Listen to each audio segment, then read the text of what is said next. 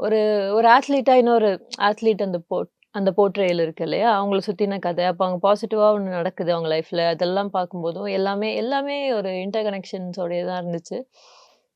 ஓவர்வெல்மிங்கா இருந்துச்சு. ரொம்ப ரொம்ப அழகா இருந்துச்சு. நீங்க கிரவுண்ட்லயே தான் இருக்கிற ஒரு பெர்சன் அப்படின்றத ஷேர் பண்ணியிருந்தீங்க.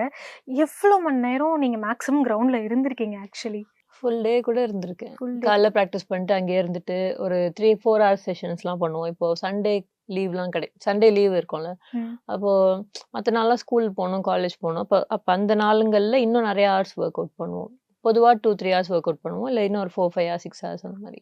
ஆனா, ஆ இங்க பிரேக் டவுன் ஆகுறோம் அப்டின்னா, நம்ம எல்லாம் வேற ஒரு விஷயத்த தேடி ஏதோ ஒரு இதுதான் போவோம். ஏன் சவுண்ட் ஹீலிங் அது ஒண்ணு பண்ணலாம், ட்ரை பண்ணலாம் அப்டின்னு பார்த்து கத்துக்கிட்டீங்க.